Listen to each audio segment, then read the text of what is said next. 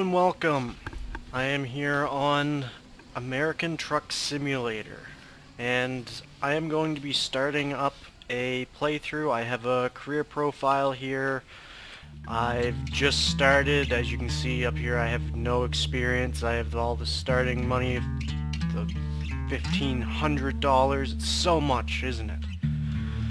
And basically this game came out and I've been waiting for it. I played basically its predecessor, I guess you could call it, Euro Truck 2, and I don't know, I've just always loved the series. I love trucking, I love simulators, so yeah. I decided, why not, let's give her a go. Now, today it's just going to be a really short episode. I'm just going to do the first basic delivery that it gives you. It's an extremely short journey, and yeah, I'm hauling 14 tons of tires. Now, I'm not sure why. I'll pull it here so the camera doesn't have a fit. Now, I'm not sure why we have tires in an S-Crops trailer. To me, that just seems odd. I mean, S-Crops, you think of like farming and that type of thing, not tires. But, whatever. We're just hauling 14 tons of tires here, just down the road. Now, I've chosen the Peterbilt for one simple reason. And I have no idea where I'm going. Oh, there's the exit. As you can see, once the steering wheel's to the way there, on the dashboard, it has a digital speedometer display. And the dials aren't the greatest, if I'm being honest. I mean, they're not horrible, but they're not great. So, that's why I prefer to have the analog, and the Kentworth that is in the game, it just doesn't have the speedometer on it.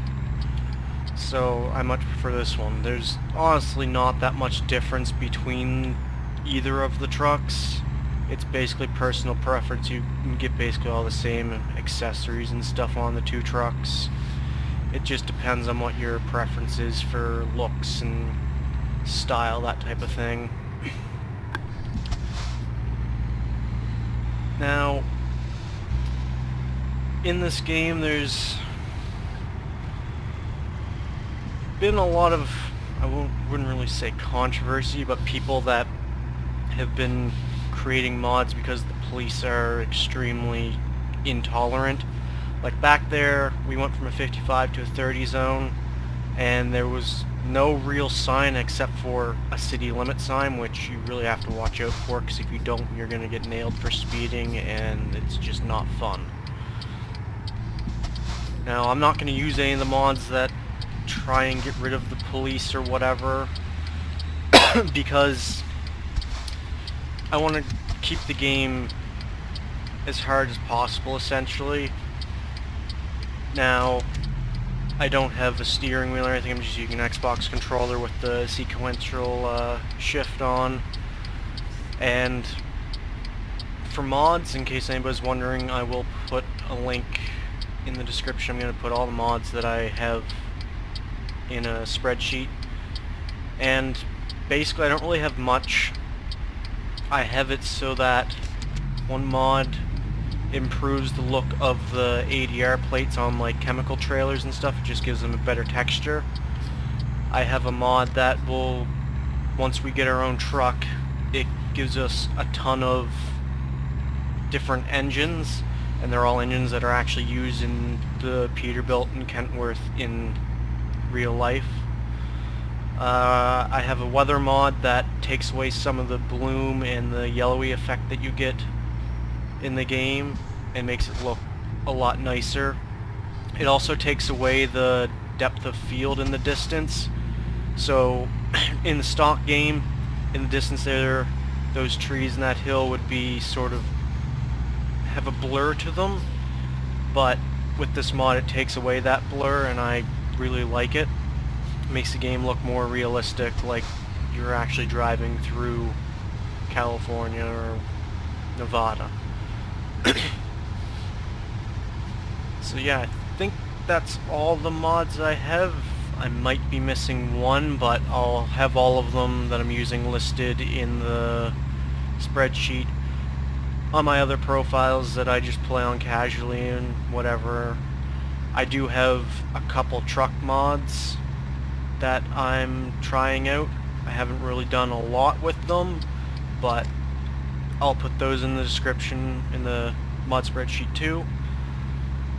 And the only other thing I really have to say before we drop this trailer off is when you start the game, the default setting is you'll pull up to this delivery point, and right here where there would be your pickup point where you go to accept a delivery if you have your own vehicle, you can select what type of parking you want.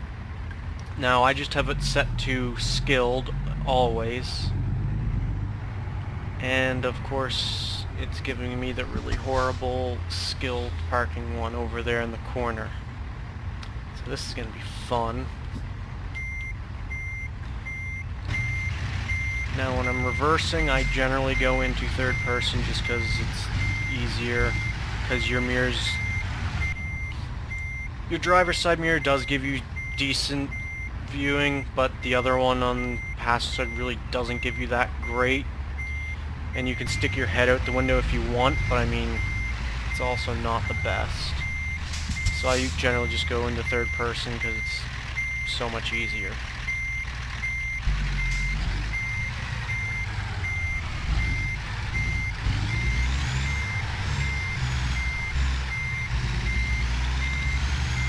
Basically what I'm going to do is I'm going to try and line up to back into the yard because this is a difficult reverse. Let's just put it that way.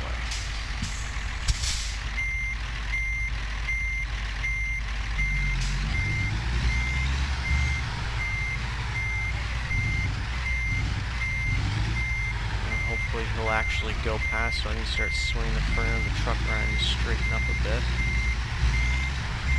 Reversing is one of the more challenging things in this game, and a lot of people tend to struggle with it. Just gonna straighten up here so I have a better line.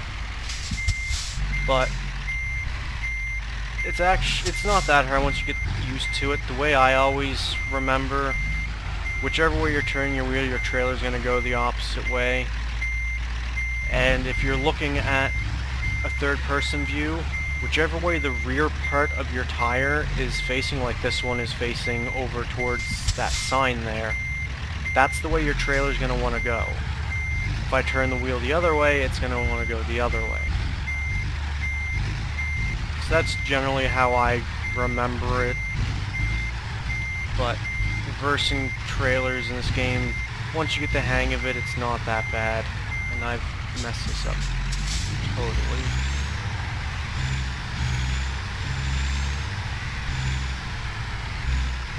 This is the one delivery point that I have yet to actually master because it's in such an awkward area and you don't have that much space to maneuver your truck. But I'm going to try and get it in here. Might take me a few attempts, but we're actually in the yard now. That's more progress than I've made before. I just gotta get it lined up. I'll probably pull ahead here a little bit. Just give myself that little bit of extra space and straighten up the trailer.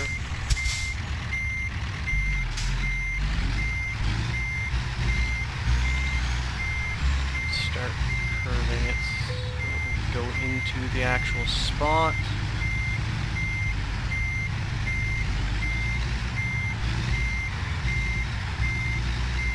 I've actually done this right or not. I might have messed it up. Might be able to recover it. Start turning it in. Come on.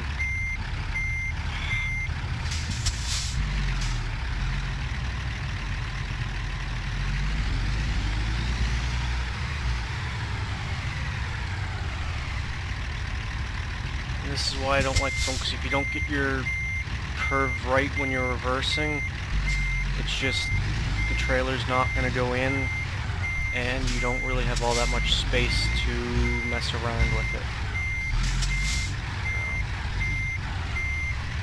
Come on. A little bit of brute force never hurt anybody.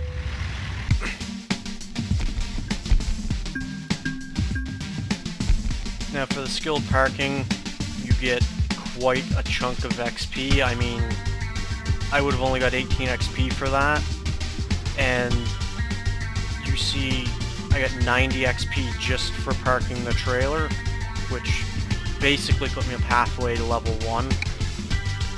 So next time, in the next episode, we should hopefully get to level 1 unless something horrible happens.